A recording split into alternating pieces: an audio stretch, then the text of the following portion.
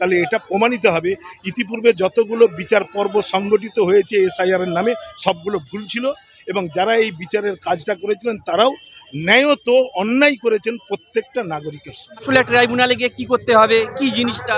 Tribunal একটি আইনি process, একেবারে বিচার বিভাগীয় প্যারালাল একটি বিচার ব্যবস্থা বলা যেতে পারে।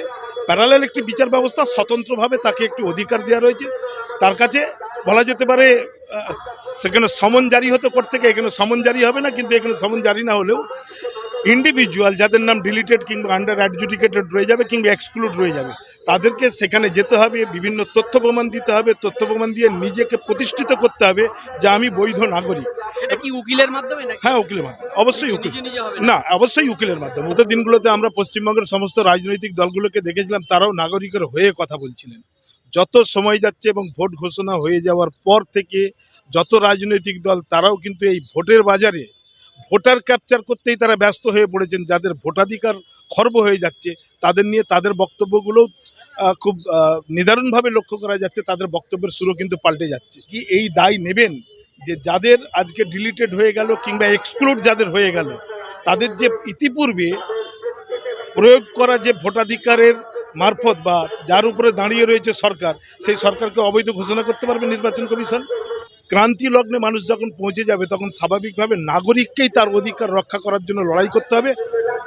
এটা পরিষ্কার বোঝা যাচ্ছে যে নির্বাচন কমিশন পশ্চিমবঙ্গের নাগরিক দিয়ে একটা ছলচাতুরি করে যাচ্ছে। সেটা আগাগোড়ায় যখন থেকে এসআইআর পর্বটা শুরু হয়েছিল ডিসেম্বর মাস, তখন থেকে ঠিক একই কাজ করে যাচ্ছে কন্টিনিউয়াসলি। তারা নানা রকম পায়তারা কষে নাগরিকদেরকে হয়রানি করা, এবং তাদের যে একটা আলটিমেটাম লক্ষ্য রয়েছে, নিশ্চিতভাবে আপনারা খেয়াল করে দেখেছেন আমাদের বিরোধী দলনেতা একসময় হুঙ্কার দিয়েছিলেন যে 1,20,00,000 বাদ যাবে।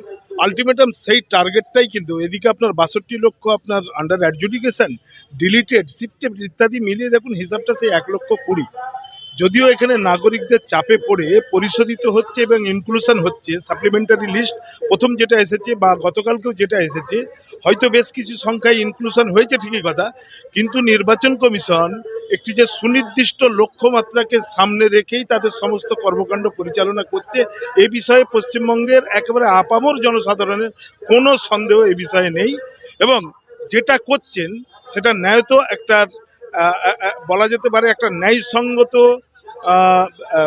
বিধিবদ্ধ একটি সংস্থা পশ্চিমবঙ্গের নাগরিকের সঙ্গে অন্যায় করছে, যার তীব্রভাবে প্রতিবাদ ধ্বনিত হচ্ছে, আগামীতেও ধ্বনিত হবে। যতদিন না পর্যন্ত তাদের ভোটাধিকার পুনরুদ্ধার হবে, পশ্চিমবঙ্গের নাগরিক হয়তো আগামীতে আসতে চলেছে এমন একটি সময় যে ভোট বয়কটেরও ডাক হতে পারে। কিন্তু যাদের নাম ডিলেট হয়ে গেছে তাদের জন্য কি ভাবছে? কিছু বোঝা যাচ্ছে না, একটা বিষয় এখানে আশঙ্কার মেঘ আরও চওড়া হচ্ছে। বিগত দিনগুলোতে আমরা পশ্চিমবঙ্গের সমস্ত রাজনৈতিক দলগুলোকে দেখেছিলাম, তারাও নাগরিকের হয়ে কথা বলছিলেন। যত সময় যাচ্ছে এবং ভোট ঘোষণা হয়ে যাওয়ার পর থেকে যত রাজনৈতিক দল তারাও কিন্তু এই ভোটের বাজারে ভোটার ক্যাপচার করতেই তারা ব্যস্ত হয়ে পড়েছেন। যাদের ভোটাধিকার খর্ব হয়ে যাচ্ছে তাদের নিয়ে তাদের বক্তব্যগুলো খুব নিদারুণভাবে লক্ষ্য করা যাচ্ছে, তাদের বক্তব্যের সুরও কিন্তু পাল্টে যাচ্ছে। ট্রাইব্যুনাল যে হয়েছে, ট্রাইব্যুনাল যাদের ডিলিটেড হয়ে যাচ্ছে কিংবা যাদের নাম ইনক্লুড হচ্ছে না তাদের জন্য ট্রাইব্যুনাল তো একটা বিধিবদ্ধ বিচার বিভাগীয় একটি ব্যবস্থা। সেইখানে একজন নাগরিককে গিয়ে দাঁড়াতে হবে যে আমি নাগরিক, তার প্রমাণ দিতে হবে। এটা ওয়ান টাইপ অফ এনআরসি। তো সেটাকেও কিন্তু প্রমোট করা হচ্ছে।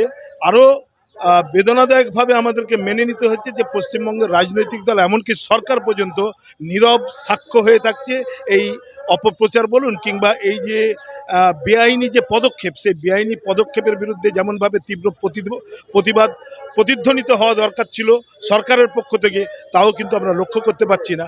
আপামর জনসাধারণকে অবশেষে তাহলে ভেবে নিতে হবে যে সরকারও সঙ্গ ছেড়ে দিচ্ছে।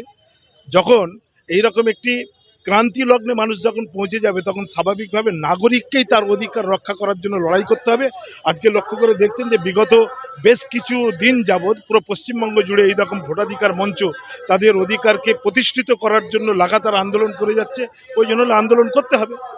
কিন্তু অনেকে বলছে যে 6 নম্বর ফর্ম ফিল আপ করলে যাদের ডিলেট হয়ে গেছে তাদের নাম ঠিক হয়ে যাবে, কি বলবে? প্রভিশন তো সমস্ত কিছুই রয়েছে, কিন্তু একটা জিনিস আপনি বলুন তো, যে ভোটাধিকার যে তার মানে ভোটার বিগত দিনে এই ভোটাধিকার প্রয়োগ করেই বর্তমানে যে সরকার চলছে, কি কেন্দ্র কি রাজ্যে, বিভিন্ন রাজ্যে এই ভোটারদের ভোটাধিকার প্রয়োগ করার হেতু তো সরকারগুলো চলছে। তাহলে আজকের দিনে এসে যদি তাদেরকে ডিলিটেড করে দেওয়া হয় কিংবা তার ভোটের অধিকারটাকে ছিনিয়ে নেওয়া হয়, তাহলে কি নির্বাচন কমিশন কিংবা কোনো বিধিবদ্ধ সংস্থা তারা কি এই দায় নেবেন যে যাদের আজকে ডিলিটেড হয়ে গেল কিংবা এক্সক্লুড যাদের হয়ে গেল, তাদের যে ইতিপূর্বে প্রয়োগ করা যে ভোটাধিকারের মারফত বা যার উপরে দাঁড়িয়ে রয়েছে সরকার, সেই সরকারকে অবৈধ ঘোষণা করতে পারবে নির্বাচন কমিশন? কিংবা সেই সরকারও দায়িত্ব নিতে পারবেন যে যাদের আজকে ডিলিটেড হয়ে গেল কিংবা আন্ডার অ্যাডজুডিকেটেড হয়ে যাওয়ার কারণে যাদের ভোটাধিকার খর্ব হয়ে গেল, তিনি কি দায়িত্ব নিয়ে বলতে পারবেন যে ইতিপূর্বে ইনার প্রয়োগ করা মতের উপরে আমার সরকার প্রতিষ্ঠিত ছিল, অতএব আমার সরকার অবৈধ ছিল? তারা কি এই দায়িত্ব নিয়ে বলতে পারবেন? বলা তো উচিত তাদের। ট্রাইব্যুনালটা অ্যাকচুয়ালি কি অনেকে বুঝতে পারছেন আসলে ট্রাইব্যুনালে গিয়ে কি করতে হবে, কি জিনিসটা? ট্রাইব্যুনাল একটি আইনি প্রসেস, একেবারে বিচার বিভাগীয় প্যারালাল একটি বিচার ব্যবস্থা বলা যেতে পারে। প্যারালাল একটি বিচার ব্যবস্থা, স্বতন্ত্রভাবে তাকে একটি অধিকার দেওয়া রয়েছে। তার কাছে বলা যেতে পারে সেখানে সমন জারি হতো কোর্ট থেকে, এখানে সমন জারি হবে না, কিন্তু এখানে সমন জারি না হলেও ইন্ডিভিজুয়াল যাদের নাম ডিলিটেড কিংবা আন্ডার অ্যাডজুডিকেটেড রয়ে যাবে কিংবা এক্সক্লুড রয়ে যাবে, তাদেরকে সেখানে যেতে হবে, বিভিন্ন তথ্য প্রমাণ দিতে হবে, তথ্য প্রমাণ দিয়ে নিজেকে প্রতিষ্ঠিত করতে হবে যে আমি বৈধ নাগরিক। এটা কি উকিলের মাধ্যমে নাকি? হ্যাঁ, উকিলের মাধ্যমে, অবশ্যই উকিল। নিজে নিজে হবে না, অবশ্যই উকিলের মাধ্যমে, উকিলের পরামর্শ নিতে হবে। ট্রাইব্যুনাল বলা যেতে পারে প্যারালাল একটি বিচার ব্যবস্থা। সেই বিচার ব্যবস্থাতে আপনাকে যেতে হবে, আপনাকে গিয়ে নিজেকে প্লেস করতে হবে, নিজের সমস্ত তথ্য প্রমাণ দিয়ে সেখানে প্রমাণ করার চেষ্টা করতে হবে। যেমনভাবে বাদী বিবাদীদের লড়াইয়ে যে নির্দোষ থাকে তাকে প্রমাণ করতে হয় আমি নির্দোষ, দীর্ঘ একটি আইনি প্রক্রিয়া, ঠিক একই রকমভাবে ট্রাইব্যুনাল যে আপনি ওয়ান টাইম সেখানে গেলাম আর ওয়ান টাইম সমস্ত কিছু প্লেসমেন্ট আমি সেখানে সাবমিট করে দিলাম আর ক্লিয়ারেন্স নিয়ে চলে এলাম, বিচার ব্যবস্থাটা ঠিক তা নয়। যত সময় যাচ্ছে আপনি খেয়াল করে দেখুন, এসআইআরের পর্ব যখন শুরু হয়েছিল স্মুথলি শুরু হলো, যত দিন যাচ্ছে তত জটিলতা বাড়ছে, তত তার পেরিফেরিটা বাড়ছে। এই পেরিফেরি বাড়তে একদম আপামর প্রান্তিক মানুষকে নিয়ে যাওয়া হচ্ছে ট্রাইব্যুনালে, অর্থাৎ বিচার ব্যবস্থার দোরগোড়ায় বা কাঠগোড়াতে তাকে তুলে দেওয়া হচ্ছে। এই কাঠগোড়াতে যাবে প্রান্তিক মানুষ, গ্রামের একদম গরিব গুরব মানুষ, গ্রামের নিরক্ষর মানুষ। এই মানুষ না বুঝেন ট্রাইব্যুনাল, না বুঝেন উকিল ওকালাত, না বুঝেন বিচার ব্যবস্থা, তাকে সেখানে গিয়ে নিজেকে হাজিরা দিতে হবে, নিজেকে প্রমাণ করতে হবে। এখানে নির্দোষ প্রমাণ নয়, আমি বৈধ নাগরিক, এটা প্রমাণ করতে হবে। আপনি ভাবুন, এসআইআর পর্ব যখন প্রথম লজিক্যাল ডিসক্রিপেন্সি দিয়ে যখন শুরু হয়েছিল, তখন একটা মানুষ তিনি তার সর্বাত্মক চেষ্টাতে যত ডকুমেন্টস জোগাড় করা দরকার সমস্ত ডকুমেন্টস জোগাড় করে সাবমিট করলেন। এরপরে তার কাছে আর কি থাকতে পারে? আকাশ থেকে কোনো সার্টিফিকেট নিয়ে আসবে? তো ট্রাইব্যুনালেও তো যা এক্সিস্টিং যে সমস্ত সার্টিফিকেট বা দলিল দালাল নথিপত্র রয়েছে, এইগুলোই তো সেখানে প্লেস করবেন। তাহলে সেখানেই আবার পুনর্বিচার হবে।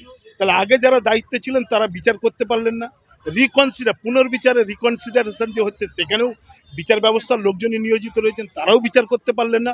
আবার বিচার ব্যবস্থা চূড়ান্ত একটি পর্বে নিয়ে গিয়ে আবার পুনর্বিচার হবে। তাহলে সেই বিচারই কন্টিনিউয়াসলি হয়ে চলেছে একই নথিপত্রকে নিয়ে। আলটিমেট রেজাল্ট যদি আসে, যদি পজিটিভ আসে, তাহলে এটা প্রমাণিত হবে এর আগে যে সমস্ত বিচারগুলো হয়েছে,